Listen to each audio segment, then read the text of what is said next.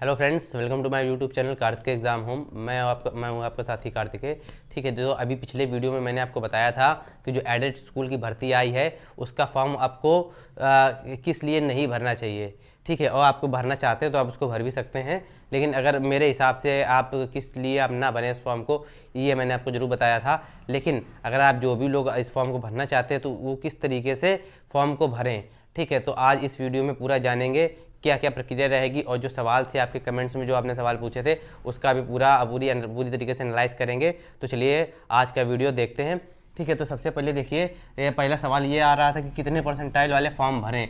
तो देखिए, एक तरीके से आप ये मान के चलिए, जैसे कि मान लीजिए एक स्कूल में एक भर्ती है। जैसे एक तरीके से जैसे मान लीजिए गोरखपुर है, गोरखपुर में जैसे 10 एडेड स्कूल हैं। ठीक है, या 15 मान के चलिए, 15 जैसे गोरखपुर है। ठीक है, ये गोरखपुर है, गोरखपुर में 15 स्कूल हैं और एक स्कूल में एक भर्ती है। एक स्कूल में एक भर्ती है, एक भर्ती मतलब 15 भर्ती हैं टोटल मान के चलिए। ज़्यादा भी हो सकती हैं, कम भी हो सकती हैं, अलग अलग शहर का अलग अलग हिसाब है। ठीक है, और 10 गुना बच्चे बुलाएंगे, तो मतलब कितने बुलाएंगे, गुना 10, मतलब 150 बच्चे बुलाएंगे। ठीक है, इसी तरीके से अलग अलग शहर हैं, अलग अलग स्थिति इसी तरीके से भर्ती हैं। तो आप मेरी मान के चलिए, तो जिनके 95 परसेंटाइल हैं, जिनके 95 परसेंटाइल के ऊपर हैं या 95 परसेंटाइल से ज़्यादा हैं, वही लोग इस फॉर्म को भरें। भरने वाले 50 वाले भी भर सकते हैं, 50 के ऊपर जितने परसेंटाइल है। अगर मैं परसेंट नहीं, परसेंटाइल लिखा हुआ है ये, अगर मैं परसेंट बोल दूँ तो आप उसको परसेंटाइल ही समझिएगा। ठीक है, 95 परसेंटाइल वाले बच्चे इस फॉर्म को भर सकते हैं, उससे ज़्यादा वाले भर सकते हैं, 95 के ज़्यादा वाले। कम वाले चाहें तो भर सकते हैं, लेकिन उनके लिए ये प्रॉब्लम बस यही है कि हो सकता है उनका कट ऑफ में नाम ना आए। ऐसा ज़्यादातर ऐसी संभावनाएं हैं, बाकी होने को तो कुछ भी हो सकता है। ठीक है, अभी देखिए, आप स्किप भी कर सकते हैं। अगर मैंने बोल दिया 95 परसेंटाइल, इसके कम है 95 परसेंटाइल से, वो लोग इस वीडियो को ना भी देखें तो कोई दिक्कत नहीं है। ठीक है, लेकिन मेरा ऐसा अंदाजा है कि 95 के ऊपर वाले ही इस फॉर्म को भरें, बाकी भरने को तो आप 50 से भी भर सकते हैं। चलिए ठीक है, और अब मैंने आपको बता दिया किस तरीके से यहाँ रहेगा। ठीक है, अब एक से अधिक आवेदन पर टाइप, अच्छा एक बार और ठीक है, एक बार और कि देखिए, मैंने इसलिए 95 बोला है क्योंकि देखिए, आप जो आवेदन की प्रक्रिया है वो आप अलग अलग जगह से आप भर सकते हैं। मतलब एक ही व्यक्ति, मान लीजिए जिसके 99 परसेंटाइल है, वो गोरखपुर से भरेगा, दूसरे शहर से भी भरेगा, दूसरे शहर से भी भरेगा। हो सकता है वो 4 जगह से फॉर्म भर दे, 4 बार फीस कटवा दे, तो हो सकता है वो अलग अलग जगह 4 बार सेलेक्ट हो जाए। भाई होने को तो ये भी हो सकता है। ठीक है, मतलब एक ही बच्चा, एक ही व्यक्ति 4 बार 4 जगह सेलेक्ट हो गया, 4 स्कूल से सेलेक्ट हो गया। ठीक है, उसका आवेदन मतलब 4 शहरों में एक्सेप्ट कर लिया गया, लेकिन हो सकता है जो पीछे वाला है उसका किसी में नहीं एक्सेप्ट हुआ। तो इसीलिए पता लगे एक बच्चा 3 बार सेलेक्ट हो रहा है, 4 बार सेलेक्ट हो रहा है। इसीलिए मैंने आपको ये थोड़ा सा परसेंटाइल थोड़ा हाई बताया है।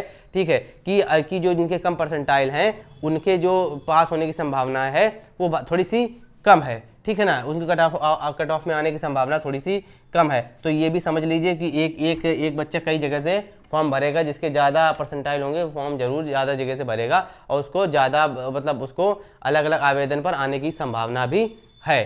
ठीक है, अच्छा, एक से अधिक आवेदन करने पर टाइपिंग कितने बार होगी, ये देखिए, ये सबसे ज़्यादा इंपॉर्टेंट है। जैसे मान लीजिए किसी बच्चे के 98 परसेंटाइल हैं, ठीक है, और वो 4 जगह से, उसने 4 जगह फॉर्म भरा, 4 जगह से फॉर्म भरा और वो 3 जगह से सेलेक्ट हो गया।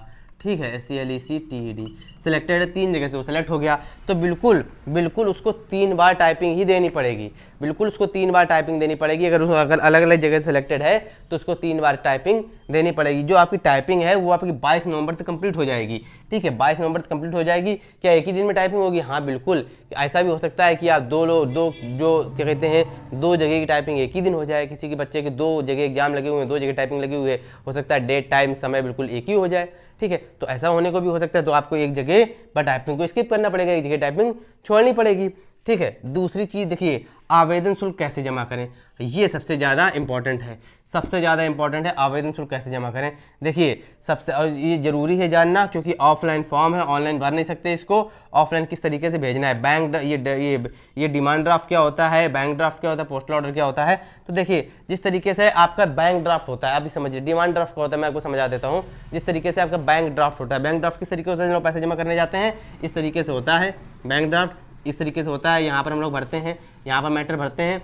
ठीक है, और क्या कहते हैं, जब बैंक में पैसे जमा करते हैं तो इतना फाड़ के, इतनी जगह से फाड़ के बैंक वाला अपने पास रख लेता है और इतना वाला जो आपको दे देता है। इसी प्रकार से बिल्कुल इसी तरीके से आपका डिमांड ड्राफ्ट भी होता है। डिमांड ड्राफ्ट भी इसी तरीके से होगा। बैंक में आप जाएंगे, आप कहेंगे हमको डिमांड ड्राफ्ट चाहिए, आपको डिमांड ड्राफ्ट दे देगा, ठीक है, आपको डिमांड ड्राफ्ट दे देगा साथ में, और बिल्कुल इसी तरीके से आप उसमें फीस जमा करेंगे, इतना आपको दे देगा, इतना आपको दे देगा और इतना ये रख लेगा, ठीक है। उसका जो नंबर होगा, मतलब आप डिमांड ड्राफ्ट ले लेंगे, अब इस डिमांड ड्राफ्ट को लेके आइएगा।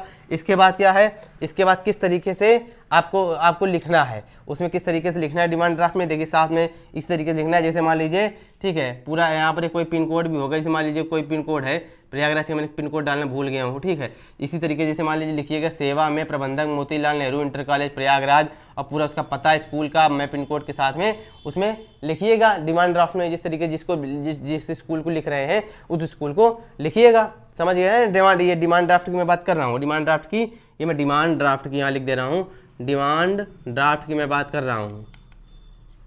उसी तरीके से आप लिखिएगा, इसमें ये इस तरीके से लिखिएगा, आप कुछ भी लिखिएगा, मतलब जिस स्कूल का डाल रहे हैं, ये तो एक तरीके एग्जाम्पल है, ये सिर्फ एग्जाम्पल है, मैं आपको बता दे रहा हूँ, ये सिर्फ एग्जाम्पल है, ठीक है। बाकी ये बिल्कुल एक तरीके से सही नहीं मानिए आप इसको, ठीक है। ये तो मैंने सिर्फ एग्जाम्पल के तौर पे लिख दिया, आपको जिस स्कूल से भरना आप स्कूल का डिमांड ड्राफ्ट में लिखिएगा। इसके बाद क्या है, ठीक है, तो मतलब इसको आप मान के ना चलिए, बाकी जो भी इसको सही मान के ना चलिए, जो जिस स्कूल में आप भरना हो उस स्कूल के लिखिएगा, ठीक है। और बाकी क्या कहते हैं, इतना होने के बाद में आप जो एनवलप होगा, एनवलप में क्या क्या ऊपर लिखना है, एनवलप में पहले तो यही लिखना है, ठीक है, मतलब जिस स्कूल के लिए भेज रहे हो उस स्कूल का पूरा लिखना है आपको। इसके बाद पीछे की साइड में क्या लिखना है, पीछे की साइड में अपना लिखना है, ठीक है, प्रेषक अपना नाम लिखना है, एड्रेस लिखना है, फ़ोन नंबर लिखना है, जिस तरीके से एनवलप में लिखते हैं। समझ रहे होंगे ना मैं क्या कहना चाह रहा हूँ, ठीक है, आप इस बात को अच्छे से समझ रहे होंगे, ठीक है। तो एनवलप में तो बैंक ड्राफ्ट में क्या लिखेंगे, बैंक ड्राफ्ट में ये मतलब बैंक ड्राफ्ट में वो लिखेंगे,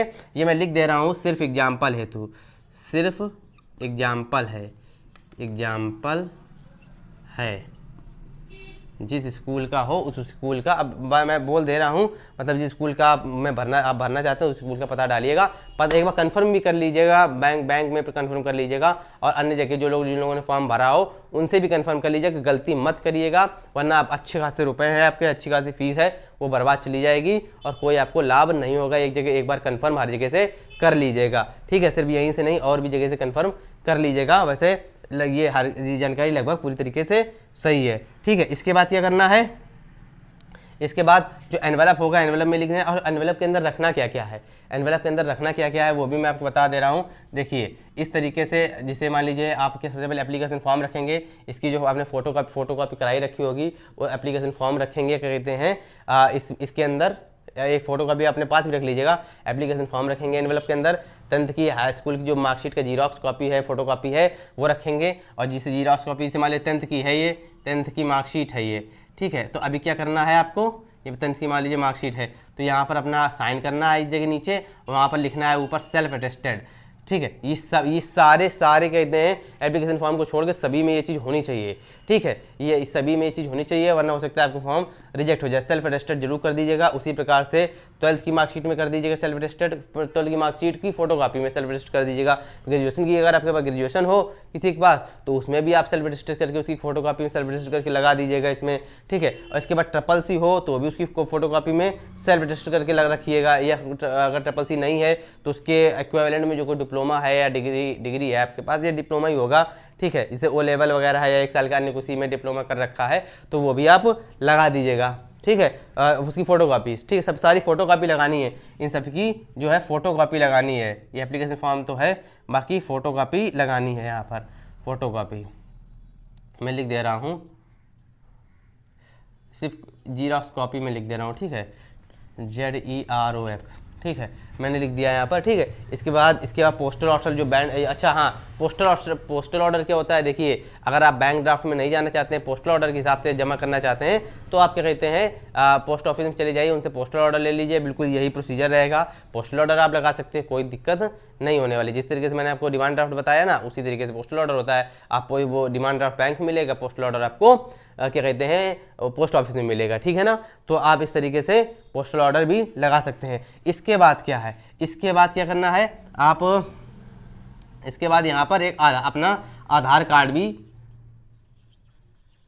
आधार कार्ड भी आप फोटोकॉपी के तौर पर लगा सकते हैं। मतलब देखिए, मैं इसलिए आपको ये सब बातें बता रहा हूँ कि कोई भी डॉक्यूमेंट ऐसा आपका बचे ना जिसकी वजह से आपका फॉर्म रिजेक्ट हो जाए, क्योंकि ऑफलाइन फॉर्म है, आपको पता भी नहीं चलेगा क्यों रिजेक्ट हुआ है। ठीक, ऑनलाइन में तो डिटेल दे देता है कि आपका फॉर्म इसलिए रिजेक्ट कर दिया गया है, लेकिन ऑफलाइन में आपको नहीं पता चलेगा। ठीक है, तो इतनी सी बातें आप समझ गए होंगे, तो अब आपको सारी चीज़ समझ में आ गई होगी किस तरीके से आपको क्या कहते हैं फॉर्म भरना है। बाकी चाहो तो 95 वाले भी फॉर्म भर लो, 95 वाले तो मैंने आपको बताया, 94 वाले भी भर लो परसेंटाइल वाले, ठीक, 93 वाले भी भर लो, ठीक है, 92 वाले भी भर लो, लेकिन भैया 91 के ऊपर वाले ना ही भरिएगा तो अच्छा है। बाकी भरने वाले तो 50 परसेंटाइल के ऊपर ही भर सकते हैं, 51 वाले भी भर सकते हैं, 52 वाले भर सकते हैं, और 100 तो कोई भी भर सकता है 100 परसेंटाइल वाले तक। ठीक है, अच्छा एक चीज़ और आपको लगानी है, आधार कार्ड तो आपने लगा दिया, और 8वें नंबर पर आप जो है पेट की, जो पेट का स्कोर कार्ड है,